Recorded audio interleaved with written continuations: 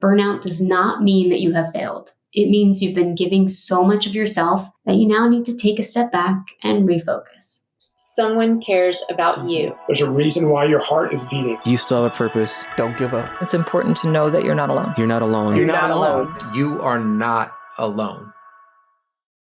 Welcome back to another episode of the 1 Mile, 1 Veteran podcast. I'm Leigh Anne, Danny's wife and the producer of this show, and you may be wondering, where is Danny?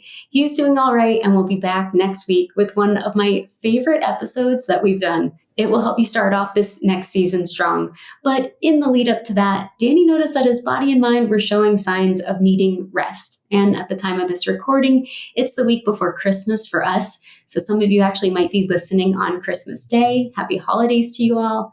But as we all know, that even though this season is meant to be one of joy and connection and celebration, for a lot of us, it can feel overwhelming, leaving us burnt out and exhausted.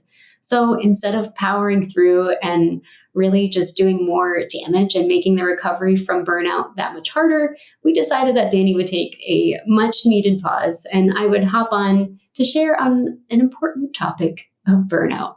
So in today's episode, we're diving in to recognize the signs of burnout, the importance of rest, and practical strategies to help you recharge, especially during this holiday season. Because burnout can be sneaky. It doesn't always show up all at once, but when it does, it can feel like this total wave of exhaustion, frustration, and even hopelessness.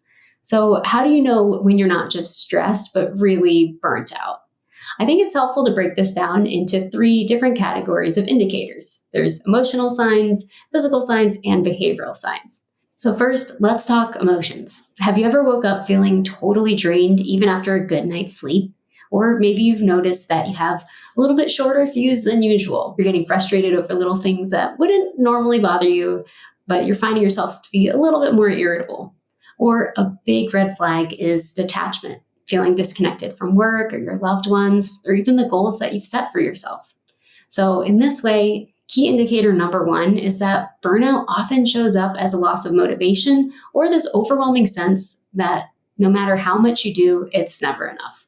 And while these signs are there, sometimes we do our best to suppress these emotions. And that's where the physical signs really ramp up. So your body is usually the first to tell you that something's off. Maybe you have actually had trouble sleeping, or you're having headaches or muscle tension, or maybe you're getting sick more often. All of that can be signs of stress taking a toll on your body.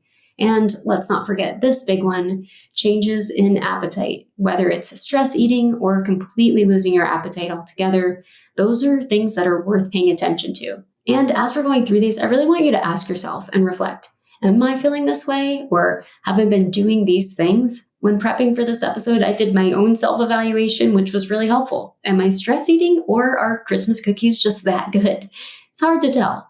But key indicator number 2 for burnout is that one or more of these physical signs of burnout are present for a prolonged period of time, to the point where it's become a pattern. And then there are the behavioral signs, the changes in how we act. So burnout can make you procrastinate more, avoid people or tasks, or lean heavily on quick fixes, whether it's caffeine, alcohol, or other unhealthy habits. Or this is a big one for me, if you're skipping self-care, that's a big sign. I actually remember it was a few years back, there was a self-care retreat for veteran spouses, like a caregiver retreat, and it was just for one weekend.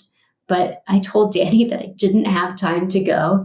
And I am very grateful that he said, if you're telling me you do not have time for self-care, then I am telling you that you need it now more than ever. And so I went.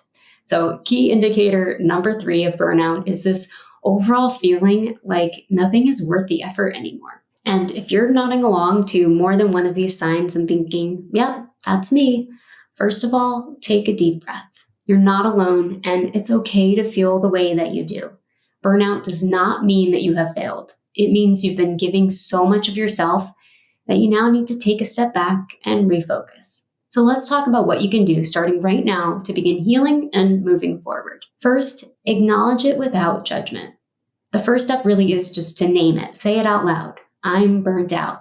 And it may feel uncomfortable to admit, but recognizing it for what it is allows you to start making changes. So let go of any guilt or judgment about how you got here. Burnout happens because you've been trying to do too much for too long. Your body and mind are simply just asking for rest. Second, press pause and prioritize recovery. Maybe you can't take a whole week off of work, but could you take a day or even an hour?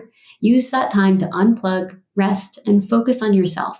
Recovery is not about adding more to your plate. It's about removing the things that are draining you, even if it's just temporarily. Number 3, reach out for support. Burnout thrives in isolation, so reaching out is key. Talk to someone you trust, a friend, a family member, a therapist, or a support group. Sometimes just voicing how you feel can really lighten the load. And if you're unsure where to start, reach out to us. Or if you need immediate action because things have gotten to be too much to handle on your own, please always know that you can call 988 where you can get professional help quickly. Number 4, focus on small wins. When you're burned out, even small tasks can feel overwhelming. So break things down into the tiniest steps possible. There's an old proverb that Danny and I really like.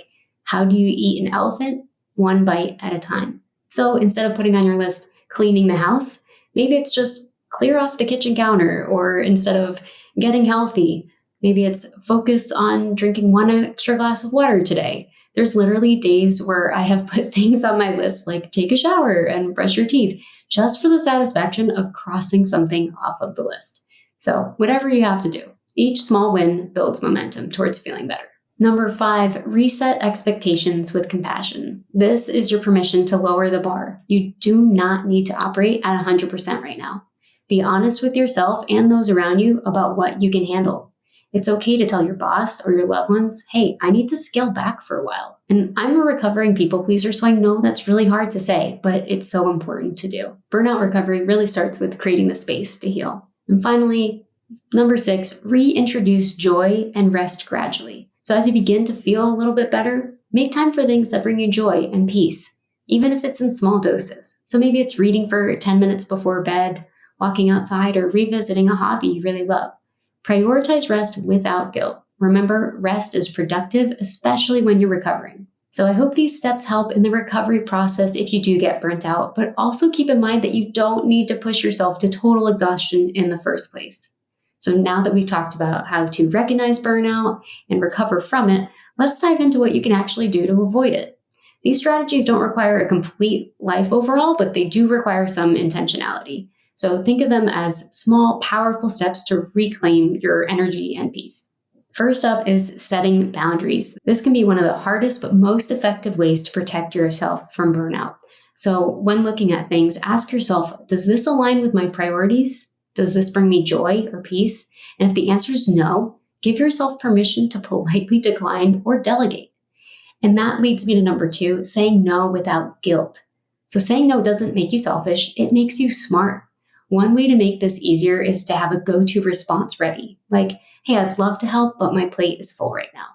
You don't owe anyone a detailed explanation. Protecting your time and energy allows you to show up better for the things that truly matter. Next, number 3, prioritizing rest.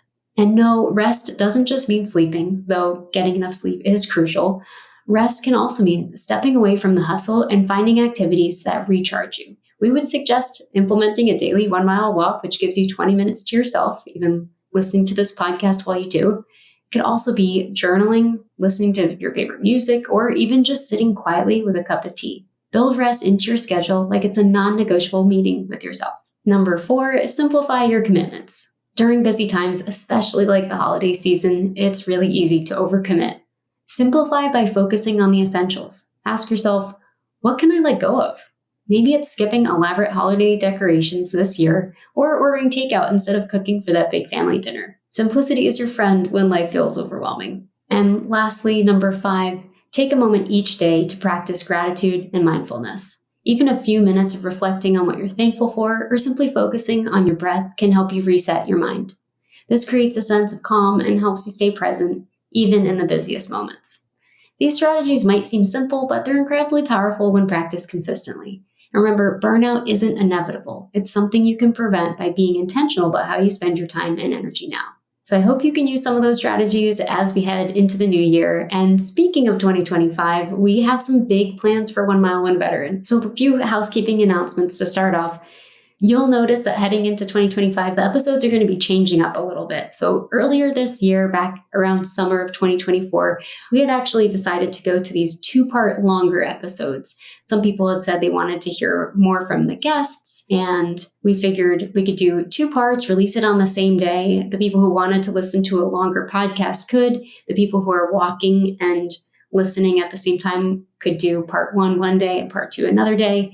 But we really feel like we've just gotten away a little bit away from what our initial intention was with this. So moving forward, we will be going back to just 1 single episode, and the additional content, though, will be available on our Patreon. So if you're wanting to hear more of the backstory from our guests, you can head over there. $3 a month, you have access to all the additional content, and it will help support the mission of our podcast. And while we're doing that, the first month of the year will be these topic-based episodes, really pulling the best tips and motivation from a variety of guests to help you start off the year right. And I also just want to tease that we do have our annual walking challenge coming up in February. So go join our virtual walking group on Strava. We have members from all across the globe, all across the states on there, encouraging each other and keeping each other focused on their goals of adding this daily walk into their lives. So stay tuned for more information on that. And then just as a fun way to end this last episode of the year, wanted to answer some final questions. So I'll be answering some of the listener questions during this episode, and then Danny will have his answers in the next episode. So one that we received is, what are you most excited for about 2025? I think what I'm most excited for is to get back to our roots in terms of the podcast, and just really excited to get back to our primary mission. We have a lot of exciting things to help support people in coming down the pipe. There's different programs that are happening. We're expanding that walking group, different challenges. So I'm really looking forward to that. And then outside of the podcast, just something fun that I'm really looking forward to is that we've really been focused on learning different languages. I think just through our travels, we're really inspired by that. And we've gotten a little bit better with our French. And there is a meetup here in Hawaii for French learners. And I'm actually really excited to go and see what that's about and see how much I can communicate now after a little more practice. So I'm really looking forward to that. Another question we received, what was the most surprising thing about this year? For me, I think the most surprising thing was during our time in Canada. We spent January to March in this tiny town in Canada. And I knew I wanted to be part of the community, but I didn't know exactly how that would work. Our French was okay, but not great. We couldn't communicate all that well at times, but we joined the local rock climbing gym. We volunteered, and we actually made a lot of friends there that we still are in contact with. And I wasn't really expecting that necessarily. And there was one specific moment where we went skiing with our friends that we had met. And I was just like, man, here we are in a whole nother country, skiing with these people that we met at a volunteer event. And it just felt so great to be part of that. And if you know our story, I wasn't really part of Danny's military service when he was deploying. By the time I had met him, it was in that final year before he was supposed to get out. So I never really did the moving around and having to be reintegrated into another community and make new friends. I really lived in Connecticut the first half of my life. I moved out here when I was 17, and then I've been in Hawaii. And apart from our travels, that's really been it. And while I feel like I can make friends anywhere I go, this was really the first time of putting that into practice. And that was really great. Last question is favorite episode of the year. It's hard to play favorites. I don't think I can pick just one, but I'll say one of the most impactful episodes from this year was Liz McConaughey. She's from Ireland. I don't know if it was the Irish brogue that won me over, but her story was all about unwavering determination and the fact that she didn't have a plan B. And I just feel like that's where we're at in life right now. It's this undeniable purpose to what we're doing. And then there's no plan B. And as a spouse who almost lost her husband to mental health challenges, that concern is always present, but it doesn't consume me like it used to. I think I've spent a lot of time working on that, but it is always there. And at this point, we've met several spouses who did lose their husband or wife. And it's for those people that I'm contending for. I will work as hard as I can so that someone else will not have to live without the person that they love most in this world. So thank you for joining me for this episode. I hope these practices and tips are helpful. Don't forget, Danny will be back next week. And you can also catch the 1 Mile, 1 Veteran podcast on Wreaths Across America Radio, available on platforms like iHeartRadio, Odyssey, and the TuneIn app. That's all for today's episode. Did any questions come up while you were listening to the show? Head over to the 1 Mile, 1 Veteran Facebook page and let's talk it out together. Before I let you go, I want to remind you to check in with your veteran friends. Make sure they're okay and share this show with them.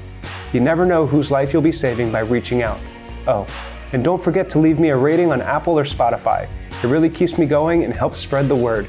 I'll be waiting to walk the path with you in the next episode.